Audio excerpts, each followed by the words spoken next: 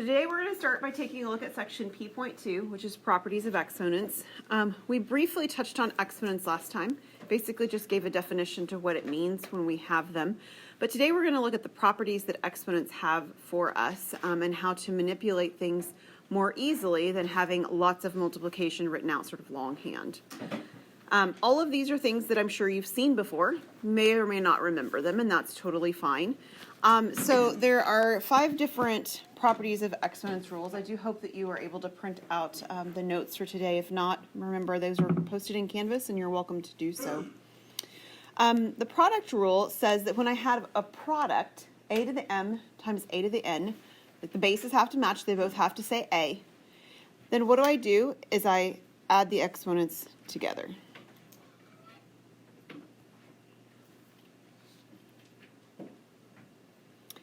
And if a product turns into addition of exponents, what will a quotient and division turn into?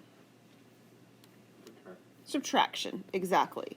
So I will subtract my exponents if I'm dividing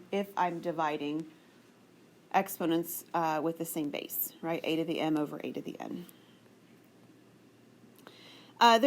Your book groups them into 3 different types of power rules. The first one actually looks a lot like the property number 1. I have a to the m to the n. The difference, of course, is that there's not another a there, right? So what I really have is like I have a to the m times a to the m times a to the m. I have a whole bunch of those multiplied together instead. And the difference then in terms of the property is that that becomes multiplication of the exponents instead of addition.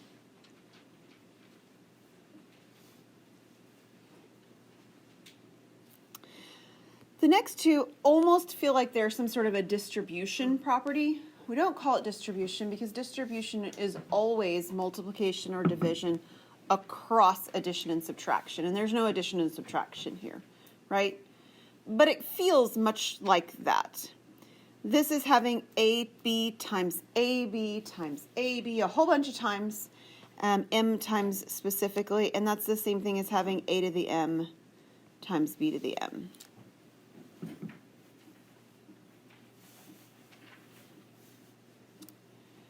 And the last one, a over b to the m, much the same, ends up being a to the m over b to the m. If those look familiar, shake your head for me. Okay? I'm not asking you to remember all of them in detail right now, but if those seem like things you've seen before, they should be very familiar to you. I hope that this is not the first time that you have seen them. The reason that we like these properties is because they make multiplication easier. That's really what it's all about. It makes the process much quicker, much easier to do than to actually do it out sort of longhand. So I'll show you an example of what I mean by that as we see our examples. I got 2 more properties though to take a look at with you before we do that. The first one, number 4 here, is negative exponents. So in particular, if you have a negative exponent, what it means is you can take that variable, in this case a, and you can move it either up or down depending on where it is in terms of a numerator or denominator. Now this a right here doesn't have any numerators or denominators listed, but it is true that I could write it over the number 1. It's not very exciting, but I could. So when there is not a fraction present, I really just have the numerator of a fraction already. So what I can do is I can take that a to the n and I can move it down to the denominator and make it positive. And that leaves a 1, because there's always a 1, either on top or on bottom when there's nothing else present there for me to write. So I have 1 over a to the n. If I'd started out with an exponent that was negative and it was embedded inside the denominator, I would pull it up to the numerator to make it positive. So I can have this sort of sense of being able to switch my exponents my bases with their exponents between numerators and denominators to adjust for those signs. Generally speaking, an exponent is considered to be in simplest form when the exponents are eliminated from being negative. So no more negative exponents would be when you're finished with a problem. So our desire is to have positive exponents. And does anybody remember what happens when you have the exponent of 0? Yeah, it's equal to 1. This one I'd actually like to show you why it works, because I think that this one feels the most mysterious. Like, what does it even mean to raise something to a power of 0? It doesn't even fit in with our definition, right? A to the n. How do I multiply a by itself 0 times? Like, it doesn't make any sense to actually talk about it this way. So I'd like for us to take a look at how that happens, and we're going to start out with the a to the 0. And I'm going to rewrite the 0 power in a funny way. I'm going to write it as n minus n. N minus n 0, right? Now it seems strange that I wrote it that way, but it is. And using property number 2, the quotient rule, sort of in reverse, right over here, if I take the right-hand side of this on the quotient rule where it says m minus n and I pull it back into that fractional view, I can do that over here as well. I can write it as a fraction, a to the n over a to the n. And what happens anytime you divide something by itself? You get 1. So that's why that happens. From the other properties, we get it pretty quickly. It's not very many steps to showing why it works. But it doesn't quite fit in with the definition that we encountered last time. So I wanted to show you why, because really the majority of the things that we do should have some sort of backing to it. And I should be able to justify for you why it works. So this is one of those cases. All right, so what's the point? Well, our point is to be able to use these properties to simplify exponents easier. So we're going to take a look at some examples. Our first example, number 1, is one of these. I have negative 5 to the negative 3. We talked about negatives last time a little bit. The fact that this negative is in front means that the negative in front has nothing to do with the exponent. If it did, I'd have parentheses around the negative 5, and I don't. So this negative just stays put. I don't deal with it at all. It's just there. The 5 to the negative 3 is much like property number 4 over here. It's a to the negative 3, right? Like, that's what I have. So what I did on property 4 is I said I can just move it down into the denominator, and I can do that over here as well. I now have a denominator, and it has 5 cubed in it. And again, the default is that I have the number 1 on top. Does that make sense for everyone? Good. Now, I'm still not quite done. If I have the ability to simplify 5 to the third, and I do on this one, I will. And so you can grab a calculator if you don't want to do it by hand, especially if the numbers do get bigger or longer to work with. You might know this one off the top of your head, I don't know. Does anybody know what 5 cubed is? It's 125, yeah. And if you don't know it, that's fine. Your calculator can assist you with that. But this is the result that we end up getting. Now, if you put this exactly like it is into your calculator, it might, depending on the setup and the modes and everything in your calculator, just jump straight to the end. And in terms of you verifying that you did it right, that's great. In terms of showing me that you know how the process works, I want to see that in between step. Okay? I want to know that you used the properties to actually do that, not that your calculator knows how to do it, because you didn't program your calculator. You are not the person who's thinking when your calculator's doing the work. So show me what is some of the thinking steps in between, and on this one it would just look like that 1 over 5 to negative 1 over 5 to the third. All right, number 2. So number 2 is a combination of a couple of the properties. The first one is the same property that we just used, 6 to the negative 1. So I'd write that as 1 over 6. It is 6 to the 1, but powers of 1 leave values the same, right? 6 to the 1 is just 6. This is 1 over 6. And what is 5 to the 0? It's 1. And then again, if we have the ability to combine things together, we will. So we will combine these together. You can write this one of a couple ways. One way that you could write it is 1 and 1/6. If you like mixed numbers, that would be just fine with me. If you needed to use this further in a problem, mixed numbers are not necessarily easy to work with inside of it, like inside of an actual mathematical equation or something. You might want to express this differently, so let me show you one other option. You could have that 1 over 6, and you could get a common denominator. You write it as 6 over 6, and this would become 7 over 6. It doesn't matter to me if you do that in this particular problem or not. I just want you to know there's more than one option. Okay? So 2 different ways that we could end up leaving the answer. Both are completely simplified and perfectly acceptable.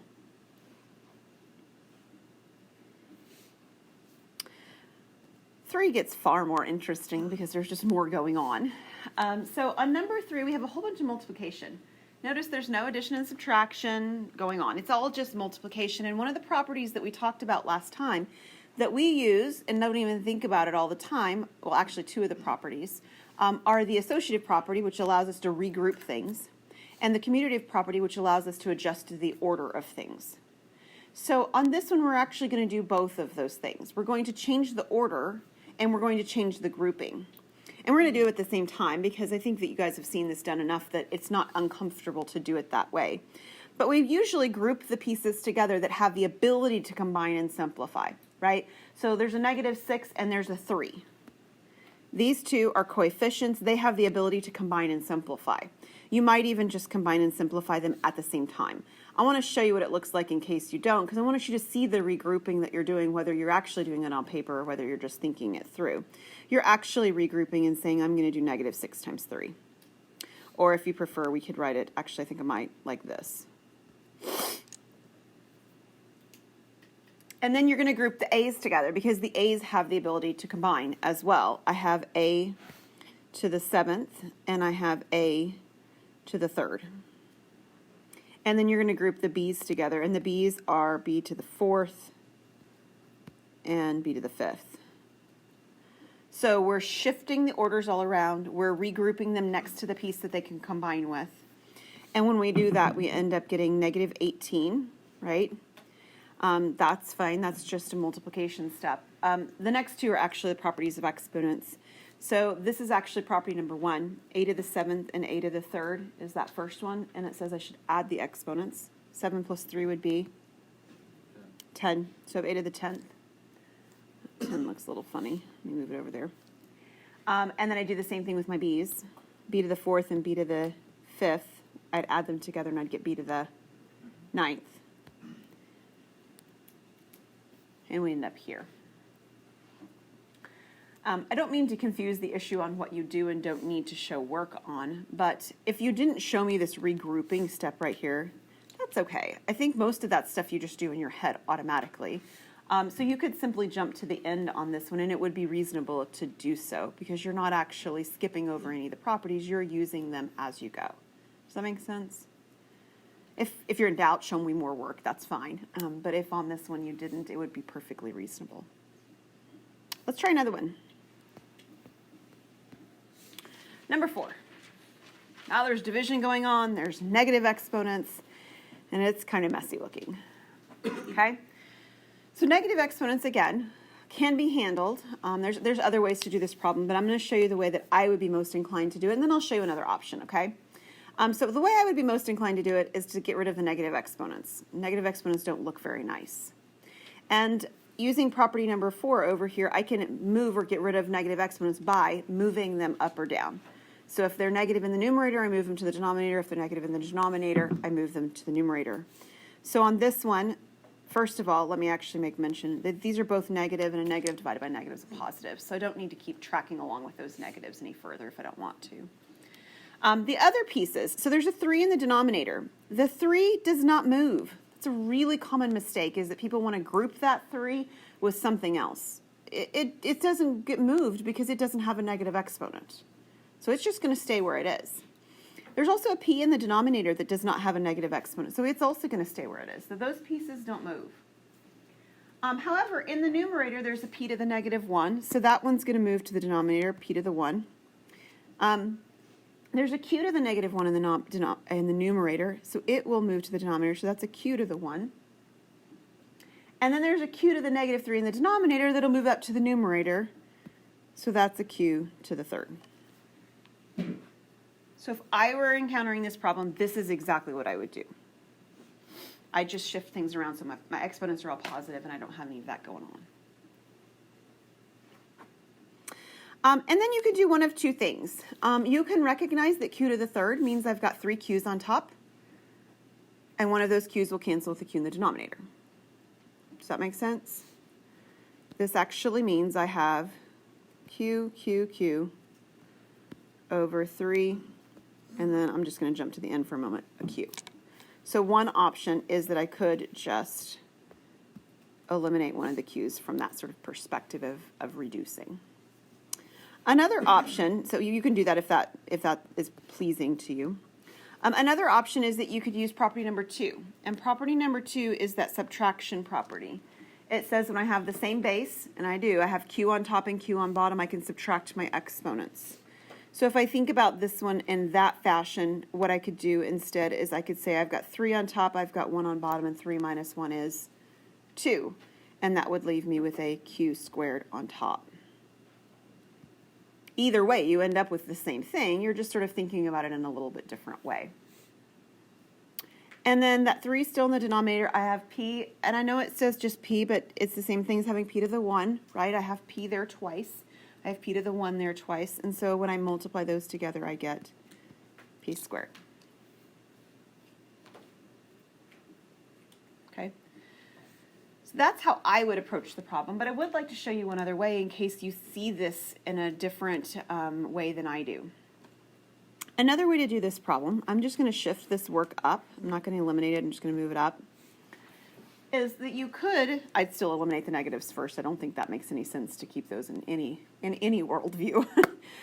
But you could look at these and say, hey, there's a p on top and there's a p on bottom. There's a q on top and there's a q on bottom. And I can simply use property number 2 exactly like it is. I can just subtract exponents because I have p on top, p on bottom, q on top, q on bottom. So if you think about it like that, the 3 still doesn't move, so don't go shifting the 3 around. There's still a 3 on bottom. But instead, I have p to the negative 1 on top minus 1 because there's another 1 down here. And I have q to the negative 1 on top, and then I have minus the negative 3 that's on bottom. So there's nothing really wrong with this, but you do have to be careful that you keep track of your negatives well. Because it's really easy on this one to say, I have negative 1 minus 3. You do not have negative 1 minus 3. You have negative 1 minus negative 3. Right? So the signs you do have to keep track of if you think about it in this way.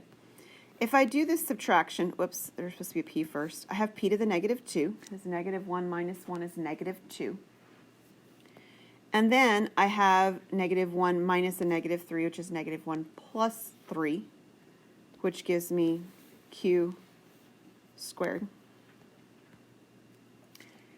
And then the last thing to recognize is I still don't leave things with negative exponents, so that p to the negative 2's got to go down with the 3 that's already there. So I have q squared over 3p squared. You get the same answer, right? That's exactly what I have up in that black sort of header portion, but it's definitely thought of in a different order, and it's perfectly reasonable, the order. So either of those would be the kind of work you would be looking for on those problems. If you jump from the beginning to the end on this problem, you've definitely missed some stuff along the way that you should have shown me some work. Okay. Any questions on that one? That one's the messiest one we've done, for sure. Okay, number 5. So number 5 is interesting in a couple of ways. One way that it's interesting is we haven't had any powers to powers that we've done examples of yet, right? I've got things that have got powers inside of it, and then I've got these parentheses, and I've got this negative on the outside. The other thing that's interesting about it is that the exponents themselves have variables in them. And I know that looks sort of weird and stuff, but the properties all work the same way, whether there are exponents that are variables or exponents that are just constants. So the property that's really being at play here is one of the power properties or power rules. It's the second one. The one, well, a couple of them actually. It's this one that says that I'm going to sort of move things in. I didn't mean that one, the third one's what I meant because I've got a fraction. Where I'm going to move things into the numerator and I'm going to move things into the denominator. We've got that going on. We also have this thing where I've got a power inside and a power outside. And it says that when I do that, I'm going to multiply my exponents together. So I'm combining those two properties of the power properties at the same time. So when I'm looking at this particular problem, what happens is this negative 4 applies to this and it gets multiplied, and this negative 4 also applies to this exponent and gets multiplied. So I'm multiplying it through both pieces. So on the top, I have the x, and then I have negative 4 times 2a, that's negative 8a. And I have negative 4 times negative 3, which is a positive 12. I'm going to show you another way to do this problem in a second too, just so you know. But in the denominator, I have that -4 transferring through, so I have x, and I have -4 times -4a, which would, are they both negative? Yeah, so this should be 16a. And then I have -4 times 1, which is -4. So this would be thinking of this in terms of, I kind of want to get rid of the parentheses. I don't like this sort of embedded, view that's going on, and I want to deal with it first. There's still another property that I can use here, however, and I can use it because the bases are the same.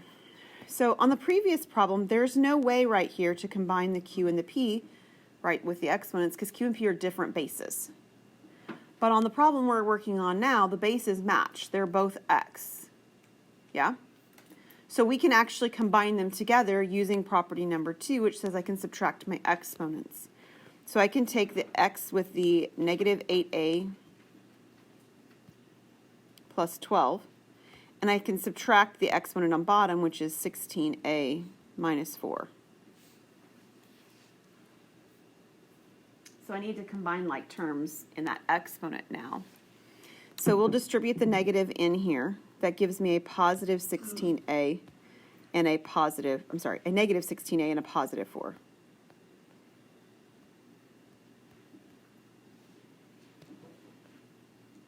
There we go. So I have -8a and negative 16a, which is a whopping what? 8 and 16? 24 is the answer, right? 8 and 16, 24? Okay, so -24a. And then I have 12 and 4, which is 16. It's a little weird on this one because it almost feels like I'm about to tell you, oh, the rule doesn't apply here. And it doesn't, but there is a really good reason. I'm done at this point. I do realize that the exponent has a negative on it, but there's absolutely no way. I mean, I've got part of it's positive, part of it's negative. I guess you could say that. But there's no way to know if the exponent's actually a negative number. It depends on what a is, right? If a is 0, then that exponent's 16, and I'm good to go. If a is 1, then the exponent is actually -8, and it's negative, and I would move it down. So it depends on what the value of a is, which means that it's perfectly reasonable to leave it here because we don't know if the exponent is actually negative or positive right now because the exponent has a variable in it. This is one way of thinking about this problem. Let me go back to the original problem. We'll cut this out and show you another option. Maybe when you looked at this, you actually noticed, hey, there's an x on top and an x on bottom to begin with, right? When I looked at it initially, I said, hey, there's a parentheses with exponents, and there's exponents inside and exponents outside. And that's how I started it on the last part that we did together. But what you could do is you could combine the numerator and the denominator part first and eliminate that before you ever distributed the exponent in. So let me show you what that would look like if you had thought about it that way. Again, you don't need to do multiple ways on your papers. I just want to give you thoughts that just because your work doesn't match somebody else's work doesn't necessarily mean anybody did anything wrong. You could both do it correctly but differently. So we could actually take the top exponent minus the bottom exponent sort of to start with. So I'd have x, I have 2a minus 3 minus -4a plus 1. All of that is still raised to the power -4. I went ahead and just used brackets because I already had the parentheses going on. But if you wanted to use another set of parentheses, that you could. Okay, so all I did was subtract the top exponent minus the bottom exponent. So we're going to distribute this negative in. And as we do that, I have positive 4a and -1. So, move this over. As I'm working at it from that perspective, I have x. I have 2a plus 4a for 6a. And then I have -1 and -3 to give me -4. And again, all that is raised to the -4. Does everybody see how I got from this piece right here to this piece right here. Does that make sense? Okay, good. And then I can actually do the distribution of the negative 4 through, right, like this, into what's going on, right? I can move it in by multiplying through. So I can actually have, at the end here, 6a times negative 4 is negative 24a. And then negative 4 times negative 4 is 16. And of course, it matches the same one that we had done before.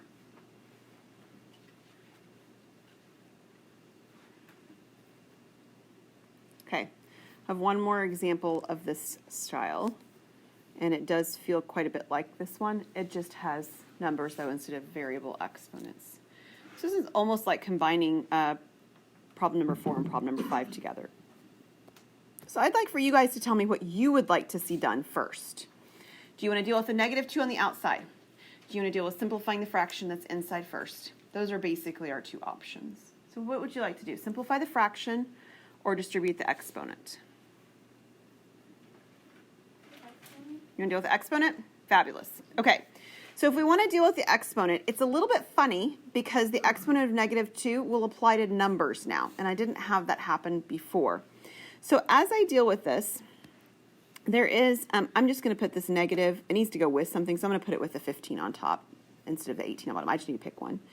So I'm going to have negative 15 to the negative 2. I'm going to have x, and this negative 2 times negative 2 would be giving me 4. And then I have this negative 2 times the 9, which would give me negative 18. Is that okay so far? All right, cool. On the bottom, I have 18 to the negative 2. The reason it looks like I'm not doing anything with the 18 and the negative 2 is because there's not an exponent that's actually written in there. It's like having an exponent of 1. So that 1 is being multiplied by negative 2. That's what's sort of happening there visually. I have x to the, and then there's a 2 there already times my negative 2, because this needs to apply here and here now. I have negative 4. And then I have the 8 as the exponent on y to the negative 2, which makes it negative 16. So that's what it would be looking like if I distributed the negative 3 first. If anybody just simply didn't say it and you wanted to do the simplification that I mentioned before first, that's fine too. It's just going to look like things are in a different order, but you should end up with the same values if you're making all the right steps. Okay, do you want to do subtraction of exponents or do you want to simply move negatives up and down? That's our next choice. Somebody has to give me an answer. Move the negatives. Thank you. All right. Again, if you want to subtract the exponents, fabulous. Do that. If you want to move the negatives, that's what I'm going to show. So anything that already has a positive exponent will stay put. That's actually only x to the 4th. It's the only piece that has a positive exponent. Everything else is going to move. So the, in fact, I'm going to shift the x to the 4th to the middle. The 18 will be 18 squared on top. And then the 15 will be 15 squared on bottom. The y to the 18th, negative 18th, will be y to the 18th on bottom. The x to the negative 4th will now be an x to the 4th on top, right? This piece is moving up with the other x to the 4th. And then the y to the negative 16th on bottom will be y to the positive 16th on top. Again, not the only way to do it, but certainly a good option. All right. I'd really rather not multiply 18 out. So that's my one insertion in this particular description right now. If you want to do 18 times 18 in your calculator and write it down, you can. I'm not going to do it that way because I know that 18 and 15 have something in common and they'll make them smaller. So I like to keep things small when I can. And so I'm going to choose to just write 18 times 18 and 15 times 15. Because we can do some reducing of that in a minute. I can combine my x's because they're both on top. X to the 4th and x to the 4th give me what? X to the 8th, you're right, Reed. X to the 8th. And then I have y to the 16th on top and I have y to the 18 on bottom. So there's a couple of different things you can think of. What it really means is I have 16 y's on top and I have 18 y's on bottom. Most of those are going to cancel out because they're on top and on bottom, right?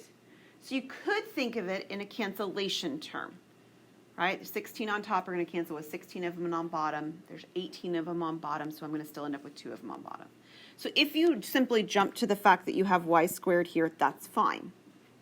Another option is you could think of it as subtraction. I really have y to the 16 minus 18 on top, and 16 minus 18 is negative 2. So I'm going to write it like this just because I think that that's sort of reasonable because we've got some properties that allow us to do that. But if you automatically went to the y squared on bottom, it would also be okay.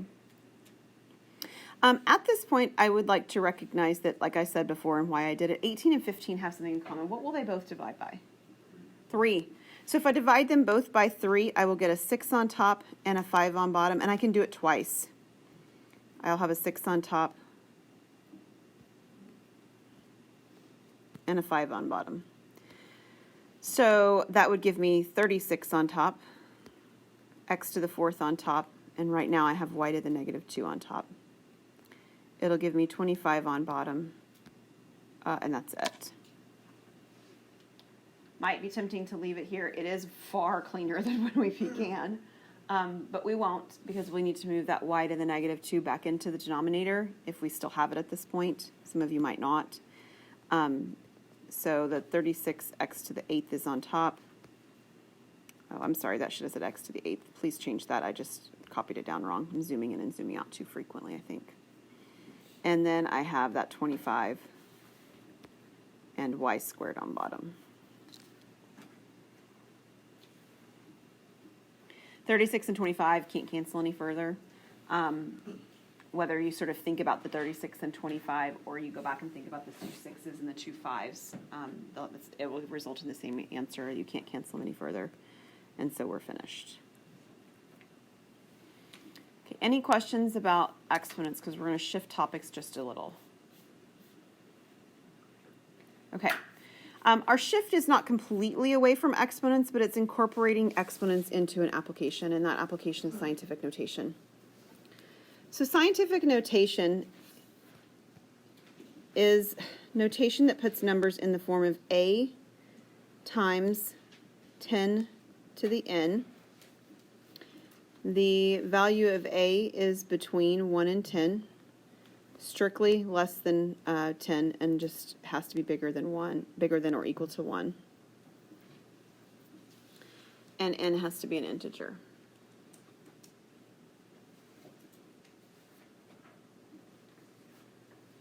A few things that are sort of good to keep in mind is that if the n value is positive, what you really have is a big number or a large number. That is the number symbol, not a hashtag. Okay, it's a large number. And if n is negative, you're really working with a small number.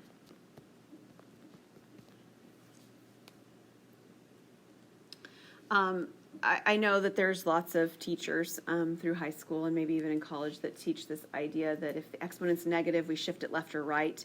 If the exponent's positive, we shift it left or right. I don't teach it that way because it matters whether you're going into or out of scientific notation as to whether the answer is left or right. I think that can be a little confusing.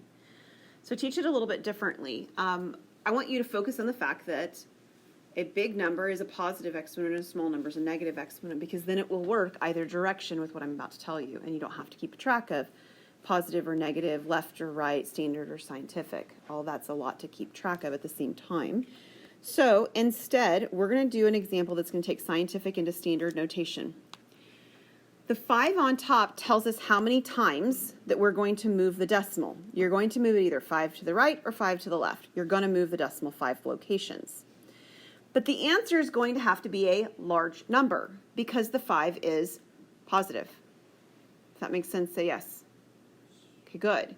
So since I have a positive exponent, what that tells me is that this 5.98 needs to get larger, which means the decimal has to move 5 places to the right in order for the number to be bigger. That's 2, 3, 4, and 5, so I didn't need that last 0.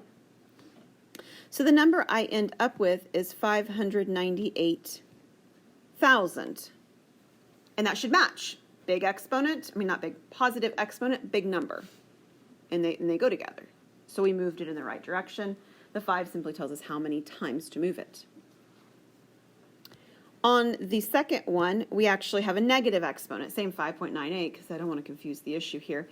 But it's negative, which means the number needs to look smaller if I move it. If I move it to the right, it's going to look bigger. So it must mean that I got to move this one to the left for it to look smaller when I'm done. So here's where it started out. And I'll tack on numbers, zeros at the beginning, however many I need. And I need to move it 2 times because the exponent is a 2. So I'm going to move it 2 times. So my decimal ends up right here, and then I have 0.598. If you want to put the 0 in front of that, if that makes you feel more comfortable, you can. It doesn't really matter. Just put it there, don't put it there, whatever. So this would be your answer. Negative exponent, small number. They go together. Okay? It's like 6 cents if you rounded it, right? 6 pennies is not very big. Okay, any questions on that one? We're about to move not the other direction, but in the other order. Okay. So here's what I really like about thinking about them as positive and negatives as big and small, because I now can move the other direction and do the same sort of thing. Now, I need the decimal point that I'm going to be placing in the middle here to give me a number that's between 1 and 10. Usually it means I need it after the first non-zero digit. Doesn't always work out that way, but almost always really it does. So we can take a look at this number and say, hey, look, the only place that makes sense to put the decimal is right here between the 1 and the 6, because then I have a number between 1 and 10. I have about 1.6. So that's where I'm going to have to put my decimal. I'm going to have 1.6, and I'll write out the other values that follow 5, 8, 7, just like that. So that's the location of the decimal point. I need to figure out how many places I moved the decimal. Well, the decimal doesn't sort of show up here, but we know where it was. It had to be at the end of what's going on because that's where they're located if they don't sort of show up the way that they're written. So the original location was at the end of the number, and I need to figure out how to move it over here to between the 1 and the 6. So I'm going to count the places that I moved it. Here's 1, 2, 3, 4, 5, 6, 7. I moved it 7 times. So this number is times 10 to the 7th. The last decision I need to make is whether or not the 7 that I just wrote is a positive 7, like it's sort of showing up right now, or whether it's a negative 7. We'll look back at the original number. Was it big or small? It was big. So it's a positive exponent. So the way that I have it currently written is actually correct as it stands. You can do the same thing on number 10. I need to place the decimal between 2 digits that are non-zero. So that decimal right here will have to go, right here, between the 9 and the 8. So my decimal point is right here. So the number that I'm getting with the decimal point right there is 9.81. And it's times 10 to something, and that something needs to be how many places I moved it. So originally my decimal point is right here. I actually see it on this one, and I'll count. So I've got 1, 2, 3, 4, 5, 6, 7. 7, just like the last one. But that 7 would be negative. Because the original number was small. So the exponent is negative.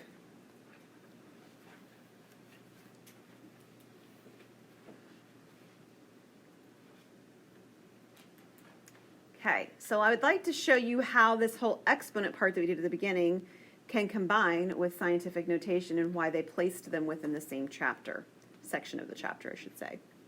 And that actually happens in this problem with division. You're going to have some that have got multiplication, and you're going to have some that are going to have division. So I chose a division one to show you.